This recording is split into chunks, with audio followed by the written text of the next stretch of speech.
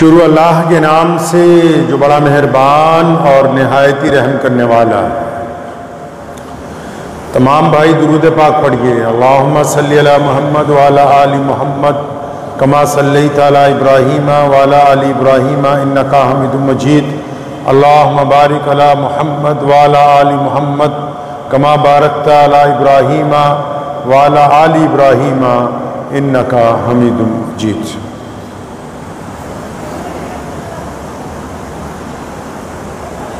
मोहम्मद की मोहब्बत दीन हक की शर्त अव्वल है सल्लल्लाहु अलैहि वसल्लम। मोहम्मद की मोहब्बत दीन हक की शर्त अव्वल है। अगर इसमें हो खामी तो सब कुछ नामुकम्मल है।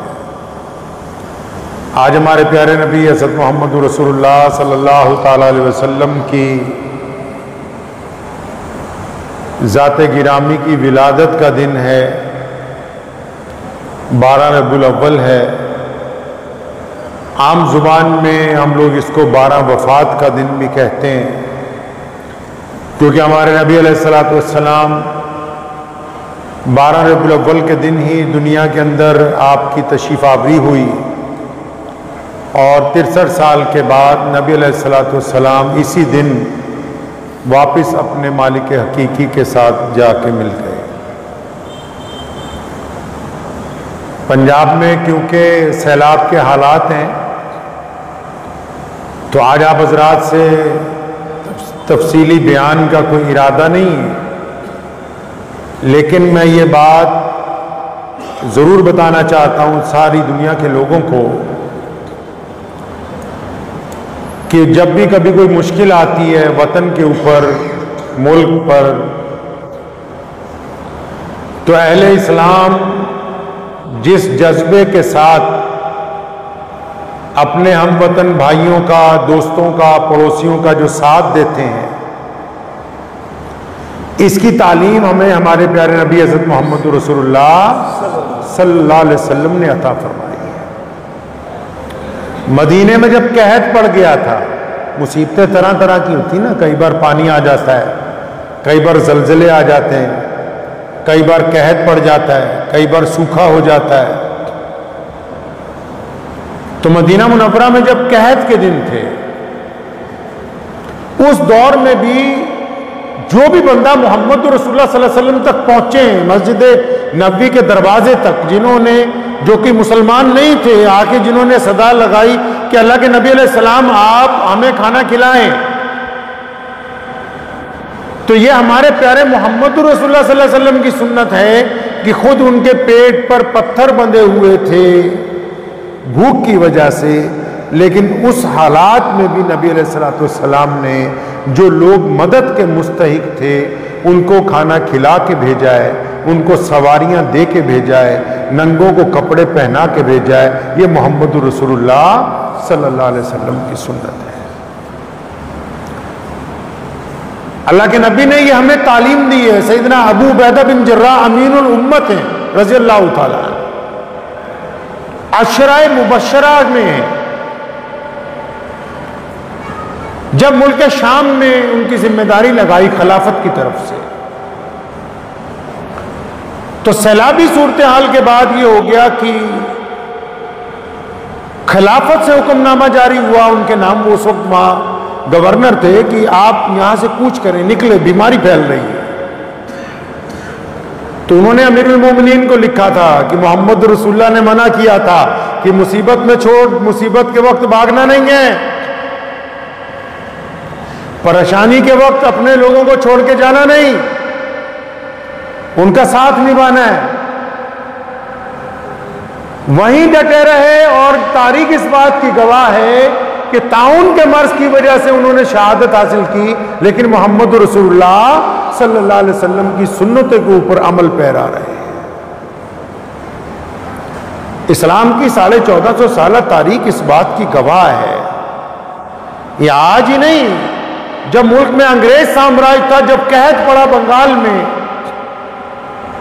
तब भी फर्जंदान इस्लाम जो हैं वो पहली सफ़ों में खिदमत करने के लिए मौजूद थे। तो आज तो बस ये चंद लम्हे की गुफ्तगू आप हज़रात से करने के लिए हाजिर हुआ हूँ कि पिछले कई दिन से लगातार खिदमत जारी है। पंजाब में हमारे बड़े भाई जो सिख कौम है और उनके साथ में जो हमारे हिंदू भाई हैं पंजाब में और जो दलित भाई हैं, बाकी जितनी कौमें हैं, उनके साथ ये जो आसपास के सूबों से बड़ी तादाद में मस्जिदों के जिम्मेदारान, अलग अलग मुसलमान NGOs जो पिछले एक हफ्ते से अलग अलग जगह पहुंच रहे हैं, तो मैं इन सबको मुबारकबाद भी देता हूं। पंजाबी होने के नाते इनका शुक्रिया भी अदा करता हूं। पंजाब के लोगों ने हमेशा ही पूरे देश में कभी भी, और देश ही नहीं दुनिया में कहीं भी, अगर कभी कोई मुसीबत आई है तो हमारे सिख भाइयों ने पहली सफ में सबसे आगे जाके उसमें मुसीबत में जो लोग गिरफ्तार होते हैं उनका साथ दिया है, उनको खाना खिलाया है, उनकी मुसीबत में उनके जख्मों के ऊपर मलहम लगाई। उन्होंने नहीं कहा कि आप उनकी मदद के लिए आए, लेकिन ये हमारी जिम्मेदारी बनती है, हम पर लाजिम।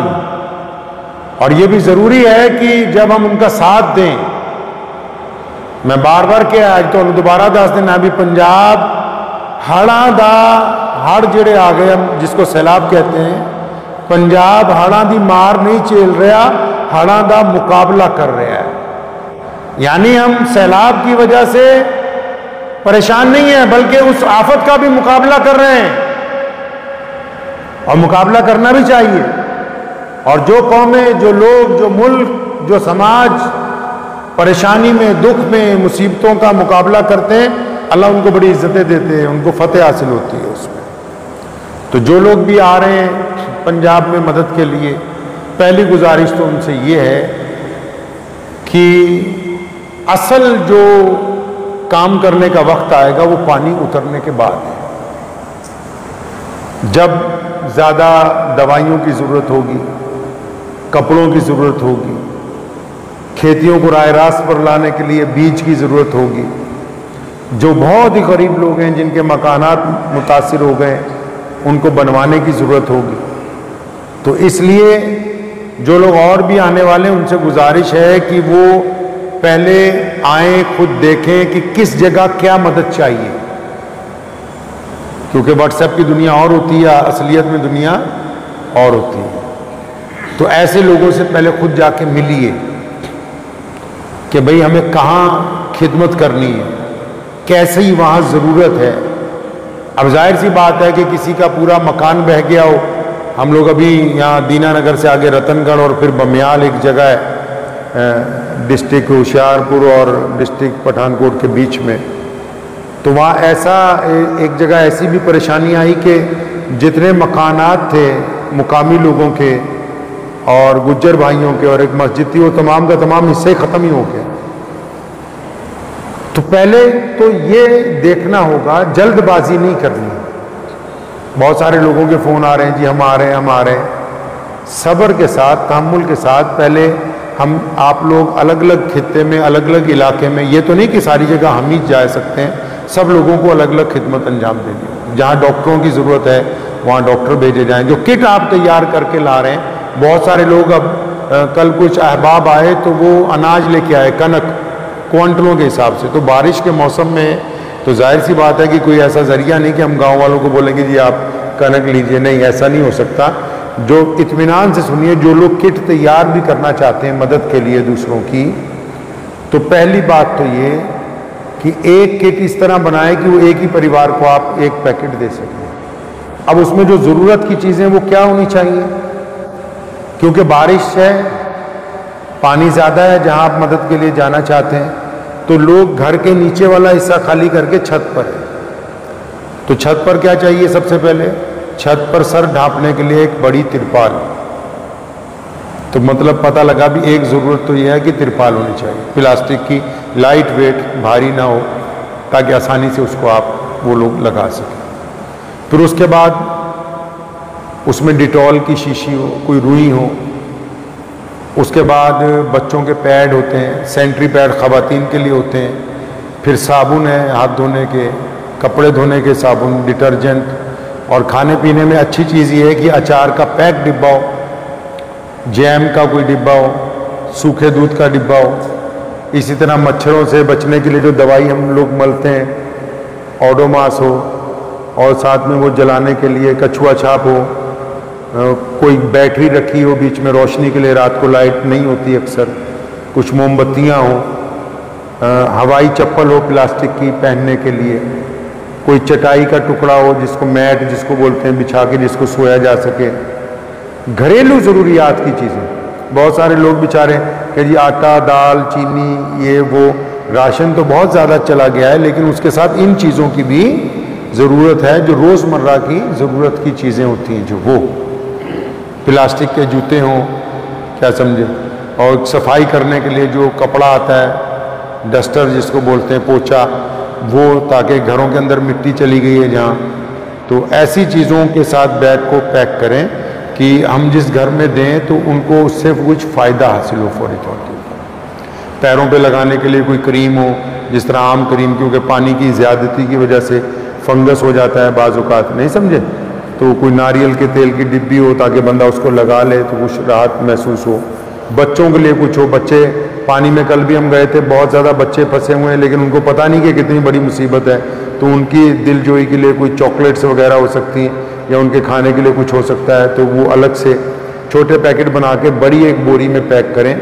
फिर जहाँ आप जाएंगे वहाँ के जो जिम्मेदार लोग हैं, जिस भी गांव में जाएंगे वहाँ के सरपंच साहब होते हैं, जिम्मेदार लोग होते हैं, तो क्योंकि आप हर जगह नहीं जा सकते, आगे वो लोग किश्तियों में सामान देते हैं, उनसे पूछें, उनके सुपुर्द वो सामान करें।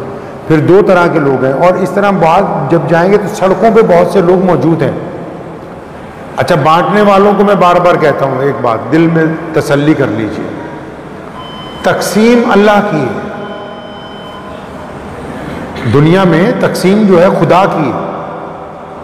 अल्लाह जानते हैं किसको ज्यादा पहुंचना है, किसको कम पहुंचना। अब कई बार जाते हैं, तो परसों हमारे एक साथी गए तो वापस आए तो कुछ किटें बचा लाए, मैं कहा कितना बच गई, वो कहते कोई इतना तो बंदा ही नहीं लग गया, जबकि वहां लोग बहुत से फिर रहे।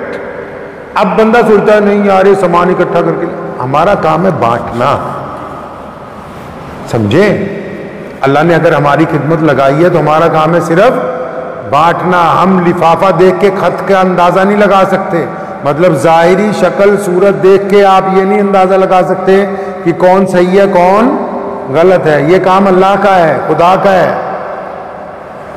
हमारा काम है सिर्फ जो हम नीयत अच्छी करके सामान लेके आए हैं उसको जरूरतमंदों तक पहुंचा देना। तो दो तरह, जब जाएं इलाके के जो बड़े लोग हैं उनसे भी मिले, उनको भी दें सामान। फिर उसके अलावा जो लोग सड़कों पर, कई लोग सड़कों पर रह रहे हैं अपने जानवरों के साथ, कई लोग गांव छोड़ के सड़कों पर आ गए हैं। अब कुछ लोग, क्योंकि देखो हर जगह कुछ ना कुछ अच्छे भी होते हैं, कुछ ना कुछ लोग आपको कोई कह देगा जी इनू जरूरत नहीं, हम क्योंकि निकले हैं तो जो भी बंदा मिल जाएगा उसकी ज़रूरत को हम लोग पूरा, वापस लाने से बेहतर है कि हम कुछ ना कुछ दे के ही आए। और फिर जो और लोग अभी आने वाले हैं उनसे गुजारिश है कि अपने जिम्मेदार लोगों को भेजिए, एक एक दो लोगों को मुलाकात करें हमसे, या जिन ज़िला में पानी है वहाँ खुद जाएं, सामान खरीदने की बजाय वहाँ जाकर देखें भी किसके घर का ज़्यादा नुकसान हुआ है, किसको ज़्यादा परेशानी और उसकी क्या ज़रूरत है। मिसाल के तौर पर आप कोई गांव वाले मदद करना चाहते हैं तो ठीक है, तो दो चार जिम्मेदार आइए, पता कर लीजिए किन गांव में पानी है, वहाँ जो बहुत गरीब आदमी है, किसी की छत गिर गई, दीवार गिर गई, जब खुद जाके मिलोगे तब तो वो आदमी सच्चा ही होगा ना सामने। तो बराह रास्त उससे मिल के, चाहे हम एक आदमी का घर सुधार देंगे तो हमारे लिए वही काफ़ी हो जाएगा, वही काफ़ी हो जाएगा हमारे लिए। तो बराह रास्त काम करें। मेरे वालिद साहब रहमतुल्लाह अलैह का हमारा तरीका असल में यही रहा है कि सीधा डोनर जो है वो उस बंदे से मिले जहां मदद पहुंचाई जानी है, ठीक है नहीं। तो कोशिश ये करें कि आने वाले दिनों में, अब जो लोग बहुत से आने वाले हैं उनसे भी गुजारिश है कि फिलहाल आने की बजाय पहले एक एक दो दो जिम्मेदार हजरात तशरीफ लाए, वो आके देखिए, ज़रूरत के मुताबिक काम कीजिए, ठीक है इंशाअल्लाह। तो मदद ऐसी हो जिससे दूसरों को फ़ायदा भी पहुँचे। ये सारी बातें जो हम लोग आपसे कर रहे हैं ये हमारे प्यारे नबी हज़रत मोहम्मद रसूलुल्लाह सल्लल्लाहु ताला अलैहि वसल्लम की देन है। उन्होंने मुसलमानों को, पूरी दुनिया के इंसानों को ये बात समझाई कि हम सब लोग अलग अलग रंग, नस्ल, अलग अलग मज़हब, अलग अलग बरादरियों में होने के बावजूद इंसानियत के नाते एक दूसरे के साथ जुड़े हुए। तो ऐसे मुश्किल वक्त में दूसरों का साथ देना एक अच्छा अमल है, नेकी का अमल है। अल्लाह ताला को भी ये बात बड़ी पसंद है। अल्लाह ताला उन लोगों को पसंद करते हैं जो अल्लाह की मखलूक की मदद करते हैं, जो अल्लाह की मखलूक के साथ चलते हैं। तो मैं पहले तो बहुत शुक्रगुजार हूँ आप सब लोगों का। बहुत दूर दूर से लोग आए हैं, फजर की नमाज में भी आए हुए थे, आइंदा भी आते रहेंगे। तो एक तो सामान की किट को दुरुस्त करें, उसमें अनाज ना डालें, कनक ना डालें, क्या समझे।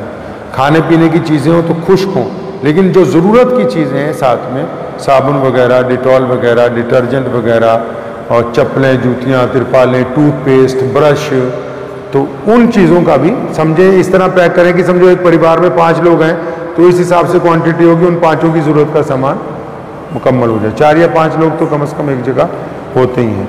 और जो लोग चारा दे सकते हैं तो वो हमारे गांव में अलग अलग जगह, सारे गांव के बाहर लोगों ने, जो ज़िम्मेदार लोग हैं जो कश्तियों में सामान पहुंचाते हैं, ट्रैक्टरों में पहुंचाते हैं, उन्होंने बाकायदा वहाँ अपने अपने डंप बनाए हैं। तो जो लोग चारा वगैरह देना चाहते हैं, खुश्क चारा, वो भी उनसे रब्ता कर सकते हैं। कल भी बहुत सारे मुसलमान माशाल्लाह हरियाणा से चारा लेके आए थे, तो वो उनको पहुंचा सकते हैं ताकि आगे जो जानवर पानी में जिन जिन घरों के अंदर मौजूद हैं तो उनकी खुराक का भी इंतज़ाम हो जाए। डॉक्टर साहिबान भी लगातार आ रहे हैं, मुकामी डॉक्टर साहिबान भी इसमें खिदमत अंजाम दे रहे हैं। तो इसलिए मैं आप तमाम हज़रात को ये ज़रूरी बातें इसलिए बयान करनी थी क्योंकि ये नबी अलैहिस्सलाम की 12 रबीउल अव्वल महीना उनकी आमद का महीना है, आप अलैहिस्सलाम की विलादत का महीना है और नबी अलैहिस्सलाम इसी महीने में दुनिया से तशरीफ़ ले गए। इस महीने में प्यारे पैगम्बर अलैहिस्सलाम जैसी ज़ात गिरामी कायनात को अता हुई है। तो हमें नबी अलैहिस्सलाम की सुन्नतों के मुताबिक काम करना है, नमाज की भी पाबंदी करनी है, दुरूद शरीफ की कसरत करनी है, इंशाअल्लाह ताला कसरत से दुरूद पाक पढ़ना है और दुआ भी करनी है। दुआ भी करनी है और दवा भी करनी है। लगातार दुआ करनी है, अल्लाह ताला इन बारिशों को रहमत में तब्दील कर दे, ये हट जाएं, अल्लाह करीम पानी की वापसी का ज़रिया बना दे। और दुआ भी करनी है और साथ में मज़लूम लोगों के साथ कंधे से कंधा मिला के खड़े भी होना है। दुआ कीजिए अल्लाह ताला मुझे और आप सबको इन बातों पे अमल की तौफीक अता फरमाए। व आखिरु दावाना अनिल हम्दुलिल्लाहि रब्बिल आलमीन।